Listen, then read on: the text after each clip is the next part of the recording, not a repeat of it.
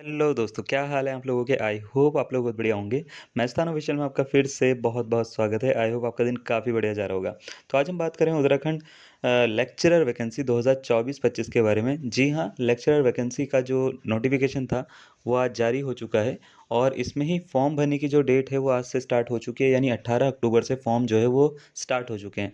कैसे-कैसे फॉर्म आपको भरना है, क्या-क्या एलिजिबिलिटी है, कितनी-कितनी पोस्ट आई है, इस सब चीज़ों के बारे में हम इस वीडियो में बात करने वाले हैं। तो चलिए बिना किसी देरी के हम स्टार्ट कर लेते हैं और इससे पहले अगर आप हमारे चैनल पे नए हैं और आपने इस चैनल को सब्सक्राइब नहीं किया है तो हम बता देते हैं कि जितनी भी टीचिंग से रिलेटेड जितनी भी अपडेट्स होती हैं और अपडेट्स के साथ-साथ कंटेंट होता है वो हम इस चैनल पे प्रोवाइड करवाते हैं। तो अगर आपने नहीं इसको जॉइन करा है तो आप इसको जॉइन कर सकते हैं और इसको सब्सक्राइब कर सकते हैं। ठीक है? बिना किसी देरी के हम बढ़ते हैं आगे के टॉपिक के ऊपर।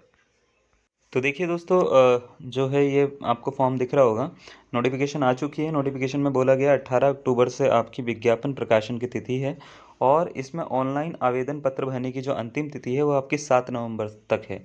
यानी 18 अक्टूबर से यानी आज से आप 7 नवंबर तक जो है वो फॉर्म भर सकते हैं। कोशिश ये करिएगा कि थोड़ा-सा पहले भर लें ताकि आपसे जो कोई भी त्रुटि होती है, कोई भी गलती होती है वो ना हो।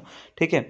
इसका परीक्षा शुल्क भरने की तिथि जो है वो भी 7 नवंबर है। लेकिन अगर आपसे कुछ भी गलती हो जाती है सपोज़ करिए, तो उसके लिए संशोधन के लिए जो करेक्शन फॉर्म होता है, वो 19 नवंबर को ओपन करेंगे ये। 7 नवंबर के बाद में सीधा 19 नवंबर को ओपन करेंगे और 19 से 28 नवंबर तक ये ओपन रखेंगे उसको, ठीक है?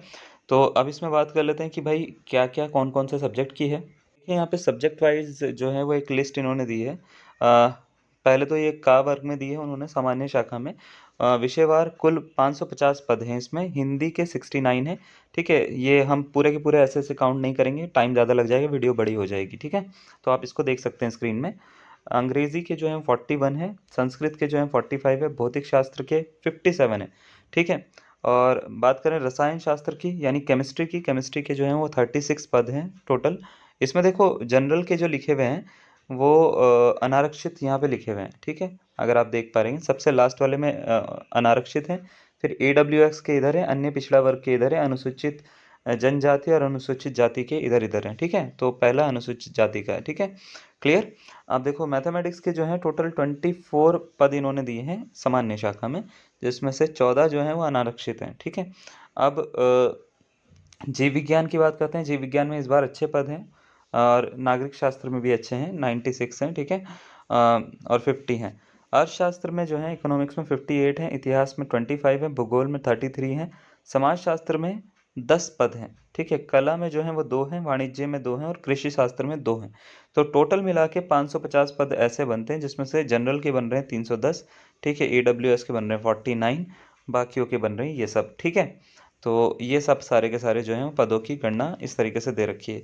अब दूसरे हम देखते हैं इसमें पदों के बारे में और भी तरीके से देखो पूरा का पूरा ये दे रखा है कि कितना किसके लिए परसेंटेज है, कितना-कितना है, ठीक है? कुल खिलाड़ियों के लिए कितने हैं और मतलब आरक्षण के बेसिस पे कितने-कितने परसेंट में इसको बाँटा गया है, तो सारा का सारा इन्होंने दे रखा है नीचे, तो आप इसको देख सकते हैं, ठीक है? हम बात करते हैं बच्चे अभी नेक्स्ट महिला शाखा के बारे में। तो महिला शाखा में टोटल जो पद हैं वो 63 हैं, कुल योग इनका 63 है। हिंदी में इसमें 2 हैं, ठीक है? अंग्रेज़ी में 13 हैं, भौतिक शास्त्र में 7 हैं, रसायन में 2 पद हैं, गणित में 5 हैं, जीव विज्ञान में 2 हैं, ठीक है? नागरिक शास्त्र में 5 है, इतिहास में 2 हैं, अर्थशास्त्र में 11 हैं, भूगोल में 7 हैं और गृह विज्ञान में कितने हैं? तो चलिए अब हम बात करते हैं कि भाई पदों की संख्या देखो टोटल जो है वो हमने पहले ही बताई थी आपको 613 है। 613 हैं और 613 में जो है वो 550 तो सामान्य शाखा के हैं, 63 जो है वो महिला शाखा के हैं। मतलब टोटल मिला के इस तरीके से 613 बनते हैं, जिसमें वेतनमान की अगर हम बात करें यानी कितना वेतनमान आपको मिलेगा, वो मिलेगा 47,600 से 1,51,100 के बीच में, जो कि लेवल 8 की पोस्ट मानी जाती है। और बहुत ही बढ़िया मतलब इसका जो है बेसिक पे स्केल भी बहुत अच्छा है, बहुत अच्छा है मतलब, ठीक है? और बात करें तो लेक्चरर की वैकेंसी मतलब बहुत कम देखने को मिलती है और अगर आपके पास में आई है तो ये अपॉर्चुनिटी समझिए आपके लिए, ठीक है? आप इसको पूरा करिएगा और इसके लिए पूरी मेहनत करिएगा मेरे हिसाब से तो। आयु सीमा की बात करें तो न्यूनतम आयु सीमा जो है वो 21 से होनी चाहिए आपकी और अधिकतम 42 होनी चाहिए। यानी अगर आप 21 से 42 में आते हो, इस आयु सीमा के गैप में आते हो, मतलब इस क्राइटेरिया में आप लाई करते हो, तो आप इस फॉर्म को भर सकते हो। तो 40 से ऊपर वाले भर सकते हैं, 42 तक के भर सकते हैं, याद रखिएगा। कुछ 40 वाले भी पूछते हैं ना कई बार, ठीक है। आपकी क्वालिफिकेशन क्या होनी चाहिए, इसके ऊपर बात करते हैं। तो क्वालिफिकेशन जैसे प्रवक्ता, समाजशास्त्र, भूगोल, अर्थशास्त्र, इतिहास, भौतिक शास्त्र, रसायन शास्त्र, गणित या अंग्रेजी, इन सब के लिए सबसे पहले तो आपके पास में स्नातकोत्तर की उपाधि होनी चाहिए सबसे पहले तो, ठीक है, किसी भी विश्वविद्यालय से, ठीक है।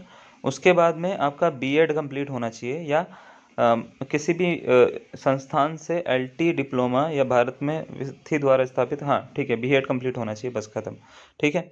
बीएड कंप्लीट होना चाहिए। नागरिक शास्त्र में अगर आपने करा है तो नागरिक शास्त्र में जो है इसके लिए क्वालिफिकेशन दे रखी है, भारत में विधि द्वारा स्थापित किसी विश्वविद्यालय से। राजनीति शास्त्र में स्नातकोत्तर की उपाधि होनी चाहिए आपकी, ठीक है, और बीएड होना चाहिए, वही सेम चीज़ है, ठीक है। नेक्स्ट है प्रवक्ता जीव विज्ञान में सेम चीज़ें हैं, स्नातकोत्तर की उपाधि चाहिए आपको इन तीनों में से किसी में भी, ठीक है। और बीएड आपका ऑब्वियस सी बात है, वो सब होना चाहिए, तो ठीक है। बाकी हिंदी में भी ऐसे ही है, ठीक है। तो आपकी ये बेसिक क्वालिफिकेशन है जो सब जगह मांगी जाएगी, ठीक है। और संस्कृत में आप ये देख सकते हैं, इसमें इस तरीके से लिखा गया है, ठीक है। कला में भी, कला में आपको सिर्फ एक पूछा गया है, भारत में विधि द्वारा स्थापित किसी विश्वविद्यालय से रेखांकन, चित्रकला, drawing and painting, drawing, design, प्राविधिक कला, painting, fine art, painting, visual art में स्नातकोत्तर की उपाधि हो तो चल जाएगा आपका काम, ठीक है। बाकी कृषि शास्त्र में, बाकी सब में आपका अनिवार्य है ये सब बीएड वगैरह, ठीक है। अब आयु की गणना देखी जाए तो आयु की गणना कब से होगी, देखो आपकी आयु जो है न्यूनतम 21 और अधिकतम 42 वर्ष होनी चाहिए, ठीक है। आयु की गणना कर रहे हैं 1 जुलाई से, ठीक है। 1 जुलाई से आप देख लीजिएगा कि आप इस के अंदर आ पा रहे हैं या नहीं आ पा रहे हैं, ठीक है। 1 जुलाई के हिसाब से वो देख रहे हैं 1 जुलाई 2024 तक आयु की जो अभ्यर्थी की जो आयु है अभ्यर्थी की, वो आपकी 42 से कम, मतलब 42 के अंदर अंदर होनी चाहिए। अगर है तो ठीक, नहीं है तो गड़बड़ हो गई, ठीक है।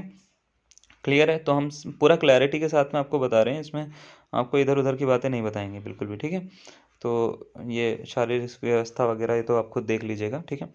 हम बात करते हैं फिर फीस के बारे में। तो आवेदन शुल्क जो है वो कुल जो आपका लगेगा, अगर आप अनारक्षित हो, ठीक है, यानी जनरल में आते हो, तो 172 रुपये 30 पैसे आपके लगेंगे, जिसमें आपका 150 रुपये तो आपका एप्लीकेशन फ़ीस होती है। प्रोसेसिंग फ़ीस जो है वो 22.30 आपकी लेते हैं, यानी 22 रुपये 30 पैसे लेते हैं। वो सबसे ही लेते हैं, वो याद रखिएगा, बैंक फ़ीस है ये, ठीक है। और अगर आप मान लेते हैं अन्य पिछड़ा वर्ग में आते हैं तो भी आपको 150 रुपये देने हैं। अगर आप कमज़ोर वर्ग में आते हो आर्थिक रूप से, तो ये आपको 150 रुपये देने हैं, ठीक है। मतलब आपके तीनों केसेस में 172 रुपये 30 पैसे फ़ीस है। अगर आप मान लेते हैं अनुसूचित जाति या जनजाति में आते हो, तो आपको 82 रुपये 30 पैसे आपकी जो है वो फ़ीस लगेगी। दिव्यांग हैं आप, तो आपको इसके एप्लीकेशन का कोई फॉर्म नहीं है, बस प्रोसेसिंग फ़ीस आपको देनी पड़ेगी। और अगर मान लेते हैं उत्तराखंड राज्य में संचालित स्वैच्छिक राजकीय गृहों में निवासरत अनाथ बच्चे हो आप, तो आपका कोई भी पैसा नहीं लगेगा, आपको फ्री में ये फॉर्म मिल जाएगा, ठीक है ना। तो आप भर सकते हैं इसको पूरा का पूरा, ठीक है। तो फिर आपका एक्स्ट्रा कोई भी पैसा नहीं लगेगा। फॉर्म भरने के लिए आप यूकेपीएससी की वेबसाइट पे जा सकते हैं, ठीक है। वहाँ पे से आपको जो है वो आराम से उसको पूरा का पूरा स्टेप वाइज आपको पूरा का पूरा मिल जाएगा, ठीक है। अब इसमें आगे की बात करते हैं हम, कैसे कैसे होगा। तो काफ़ी सारे बच्चे ये कह रहे थे कि सर इसमें क्या हमारा जो है पहला पेपर जो है वो हट जाएगा, तो ऐसा नहीं है, स्क्रीनिंग है इस बार भी। तो स्क्रीनिंग है, टाइमिंग बता देते हैं हम उसकी। 150 प्रश्न आएंगे आपके, ठीक है। 150 ही मार्क्स के आएंगे, 2 घंटे की परीक्षा होगी आपकी, ठीक है। 2 घंटे की परीक्षा होगी, और नेगेटिव मार्किंग है इसमें, जैसे पहले होती थी, ठीक है। उसके बाद अगर हम बात करें विषयवार लिखित परीक्षा, जो वस्तुनिष्ठ प्रकार प्रकार की होती है, मतलब एमसीक्यू टाइप की जो होगी, प्रश्नों की संख्या उसमें 200 होगी, 200 अंक के अधिकतम मार्क्स होंगे उसमें, 3 घंटे की अवधि मिलेगी, ठीक है। इन सब जो ये जो सब्जेक्ट लिखे हुए हैं, इन सब की जो परीक्षा है, उन सब के लिए इन्होंने ये कार्यक्रम दिया है, ठीक है। तो ये आप देख पा रहे हैं, इसमें सारे के सारे सब्जेक्ट आ जाते हैं आपके, कुछ को छोड़ के बाकी सभी आ जाते हैं इसमें, ठीक है।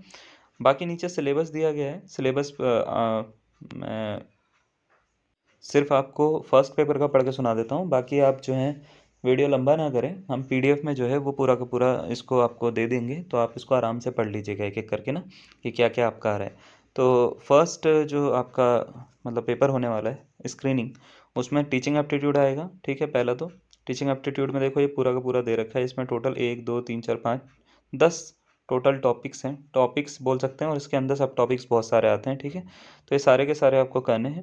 उसके बाद दूसरा है जनरल स्टडीज़, जनरल स्टडीज़ में contemporary events of national and international significance, sports के एंड एंटरटेनमेंट, हिस्ट्री आएगी पूरी की पूरी, ठीक है, पूरी हिस्ट्री आएगी, एंशियंट मिडिवल और मॉडर्न जो होती है वो तीनों की तीनों आएगी, ठीक है। अब elementary knowledge of Indian and world geography, geography पूरी आ रही है, नेचुरल रिसोर्सेज पूरे आ रहे हैं, ठीक है। कॉन्स्टिट्यूशन मतलब सिविक पूरी आ रही है, ठीक है। उसमें थोड़ा बहुत चीज़ें जो हैं उन्होंने टॉपिक बाइफरकेट कर दिए हैं, जैसे राइट टू एजुकेशन एक्ट, ठीक है, इंटेलेक्चुअल प्रॉपर्टी राइट, ठीक है, राइट टू इन्फॉर्मेशन, ये आपको पढ़ के जाने, ठीक है। उसके बाद ह्यूमन राइट्स, ठीक है, एलिमेंट्री साइंस मतलब 10th लेवल तक की, ठीक है। उसके बाद में environmental development, concept of national income, ये सारा का सारा इकोनॉमिक का पार्ट पूरा का पूरा आ जाएगा, ठीक है। तो ये पूरा ही आपको पढ़ना पड़ेगा, ठीक है। उसके बाद में उत्तराखंड आएगी आपकी, उत्तराखंड में देखो ये टॉपिक्स हैं आपके पूरे के पूरे जो आपको ध्यान में रखने हैं। उत्तराखंड के बाद में general intelligence, general intelligence generally easy ही आती है, उसमें ज़्यादा कुछ टफ नहीं आता। इसमें दो चीज़ें आती हैं, एक तो आपका मतलब मैथ्स आती है और एक रीजनिंग आती है। तो मैथ्स के टॉपिक जो हैं वो आपके, आप चाहोगे तो हम भी करवा देंगे, कोई इशू नहीं है, उसको हम फ्री में करवा देंगे, ठीक है। आप इस चैनल को ज्वाइन कर सकते हो, आपको सारे के सारे टॉपिक मिल जाएंगे इसमें ना। तो percentage, ratio proportion, simple compound interest, profit loss, discount, time in work and wages, time and distance, HCF LCM number system, ठीक है, ये सब चीज़ें आएंगी आपकी, ठीक है। और फिर बाकी एनालॉजीज, सिलोंग्स, ठीक है, similarities, differences, missing numbers, character and sequence, decision making, discrimination, blood relation, ये सारी की सारी चीज़ें जो हैं वो सारा का सारा पूछा जाएगा। इसमें मीन मीडियन और मॉड, ये सब चीज़ें भी हैं, तो वो कोई बड़ी बात नहीं, आप कर लेंगे उसको, बहुत ईजी होता है, ठीक है। चलो, इसमें देखो जो आपका टाइम ज़्यादा लगेगा वो आपका जो मैंने शुरुआत में पढ़ के बताया है, इन सब चीज़ों में ज़्यादा लगेगा, तो इसके लिए अच्छे से आप प्रिपेयर करिएगा। फर्स्ट जो पेपर है, ठीक है, ये, और इसमें हिंदी भी आती है, याद रखिएगा। तो आप हिंदी में ये सारे के सारे टॉपिक जो हैं वो भी आपको पढ़ने पड़ेंगे, ठीक है। तो ये पूरा फर्स्ट पेपर के बारे में हो गया है। अब बाकी का जो है वो आप को हम पेपर के हिसाब से PDF दे देते हैं। तो PDF डाउनलोड करने के लिए आप हमारा ग्रुप जो है वो इसका डिस्क्रिप्शन में लिंक दे रखा है, मैथस्थान ऑफिशियल टेलीग्राम ग्रुप है, उसको ज्वाइन कर सकते हैं। और इस चैनल को सब्सक्राइब करके रखिए ताकि आने वाले जितने भी चीज़ें हैं वो आपको टाइम टू टाइम मिल सकें। धन्यवाद।